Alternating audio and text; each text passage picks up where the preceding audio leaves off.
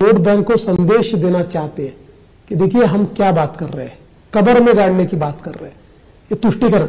इसलिए मोदी जी ने बहुत स्पष्ट रूप में कहा है, अरे जिंदा तो तुम गाड़ी नहीं सकते, मरने के बाद भी नहीं गाड़ी। लेकिन आपने संजय राउत के लिए बोला कि वो उनका स्तर नहीं है, लेकिन उद्धव ठाकरे तो एडवाइस ही संजय राउत की मानते हैं।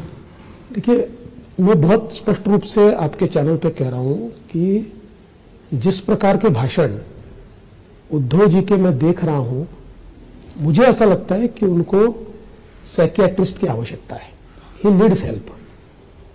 तो ये क्यों कह रहे हैं आप उनकी भाषा देखिए, जिस प्रकार की बातें वो कह रहे हैं, देखिए किसी भी पार्टी का नेता इस स्तर की बात नहीं करता है। इस स्तर की बात जब आदमी करने लगता है ना, तो मुझे लगता है कि ही नीड्स हेल्प। क्या आपको लगता है कि एकनाथ शिंदे जो कि मौजूदा मुख्यमंत्री हैं, उनको लेकर भी एक अभद्र टिप्पणी की गई, कहा गया कि उनके बेटे को अपने माथे पे मेरा बाप गद्दार है लिख के चलना चाहिए, ये भी एक शिवसेना की नेत्री ने कहा। क्या आपको लगता है कि पॉलिटिक्स के अंदर जैसे कहते हैं कि ऑपोजिशन होता है, पक्ष विपक्ष होता है, लेकिन इस तरह की नफरत, ये गली में लड़ने वाले लोग होते हैं ना, ग्राम पंचायत के चुनाव में लड़ने वाले लोग होते हैं, उस जैसी बातें ये करते, उतने निचले स्तर की बात करते हैं। मुझे तो लगता है कि ये कौन सा चुनाव लड़ रहे हैं, देश का चुनाव लड़ ही नहीं रही है, ये तो गली का चुनाव लड़ रहे हैं। देखिए, वहां शिवसेना में अभी चंद नेता बचे हुए हैं, उन नेताओं को अपनी सीटें बचानी है। किसी को अभी जिसने बोला वो तो चुनाव भी नहीं लड़ रही, नहीं, वो तो राज्यसभा एमपी। नहीं, मैं वही कह रहा हूं जी। अब उन लोगों को लगता है कि आगे राज्यसभा मिलेगी कि नहीं मिलेगी, तो इसलिए हम कितने लॉयल है ये दिखाने की होड़ लगी है। और इस होड़ में अपने स्तर को छोड़कर वो जिस प्रकार की बातें कर रहे हैं, मैं आपको लिख कर देता हूं, महाराष्ट्र उनको नकारेगा। हेमंत करकरे, स्वर्गीय हेमंत करकरे जो शहीद हुए, उनकी शहादत को लेकर कांग्रेस के बड़े नेता ने सवाल उठाया और विजय वडेट्टीवार ने कहा, उसको आरएसएस के साथ जोड़ा, कहा कि पाकिस्तान के आतंकी की गोली से वो नहीं उनकी शहादत हुई थी और उनको मारा गया था आरएसएस की पुलिस ने। देखिए, इसीलिए मैं कहता हूं कि ये लोग पाकिस्तान की भाषा बोलते हैं, हिंदुस्तान की भाषा तो हो नहीं सकती। और मेरा सवाल विजय वडेट्टीवार से है, ये घटना है 2008 की, 26/11/2008। बिल्कुल। वहां से लेकर 2014 के जुलाई तक 6 साल कांग्रेस की सरकार देश में भी थी और महाराष्ट्र में भी कांग्रेस की सरकार थी, दोनों जगह शासन, दोनों जगह सरकार थी। उस समय ये चीजें क्यों नहीं याद आई? तो ये आज ये सारा नैरेटिव लाने की कोशिश क्यों कर रहे? देखिए, यही बात पाकिस्तान ने कही थी कि कसाब बेकसूर है, लेकिन एडवोकेट उज्जवल निकम जी ने सारे सबूतों के साथ ये कोर्ट को में साबित किया कि अजमल कसाब ने ही हमारे हीरोज को भी मारा है और हमारे आम जनता को भी मारा है। जब आपने ये महाराष्ट्र के एलओपी की ये आपने ये स्टेटमेंट सुनी, क्या आप शॉक थे जिस तरह की ये स्टेटमेंट आई? मैं शॉक नहीं था, मैं क्रोधित था, मुझे बहुत गुस्सा आया। मैंने किसी भी देशवासी को आएगा। मैंने कहा, ये सत्ता के लिए देश के खिलाफ बोलने को तैयार हो गए, इसका एडवांटेज किसको मिलेगा? देखिए, अब कसाब के ऊपर गुनाह साबित हो गया, प्रक्रिया पूरी हो गई, फांसी वाली सारी चीजें हो गई। पाकिस्तान ने भी बोला था 26/11 हमने नहीं किया। अब इसका फायदा किसको मिलेगा? जब हम इंटरनेशनल फोरम पर ये कहते हैं कि इसमें पाकिस्तान का हाथ है, ये सबूत है, तो वो क्या कहेंगे? देखिए भाई, इनके ही देश में जो पदों पर बैठे हैं, संवैधानिक पदों पर बैठे, ऐसे लोग कह रहे हैं कि ये कसाब ने नहीं किया था, तो इसका सीधा मतलब है आपने किसको मदद की? पाकिस्तान को मदद की। शर्म आनी चाहिए जी, बेशरम लोग हैं। एक बात तो सत्य है फडणवीस जी की, उज्जवल निकम की जैसे ही एंट्री हुई तो इस तरह के बयान विपक्ष की तरफ से आने लग गए, ये मुद्दा बन गया। अब मणिशंकर अय्यर ने कह दिया कि पाकिस्तान के पास भी परमाणु बम है जी, तो बातचीत करनी चाहिए आपको। अब आपने बिल्कुल सही बात कही, तो इसकी शुरुआत किसने की? पाकिस्तान को इस चुनाव में किसने लाया? हमने लाया? उन्होंने लाया?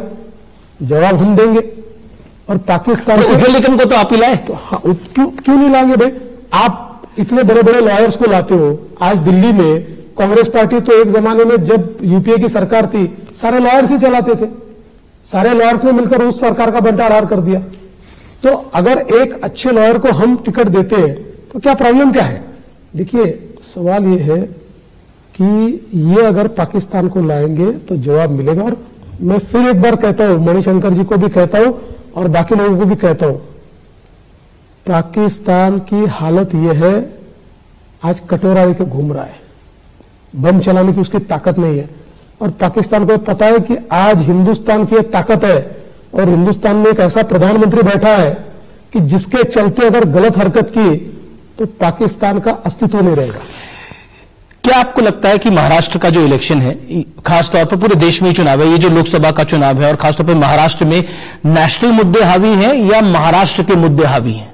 देखिए, मूल रूप से यहां पर हम लोग मुद्दों पर चुनाव लड़ रहे हैं और अपोजिशन ये केवल हमको गाली देने पर आमादा है। हम लोगों ने, चूंकि देश का चुनाव है तो देश में क्या परिवर्तन हुआ है, देश की सरकार ने महाराष्ट्र में क्या परिवर्तन किया है जी, ये सारी चीजें लोगों के सामने मुद्दे रखते हैं एक एक, और उसके आधार पर हम वोट मांगते हैं।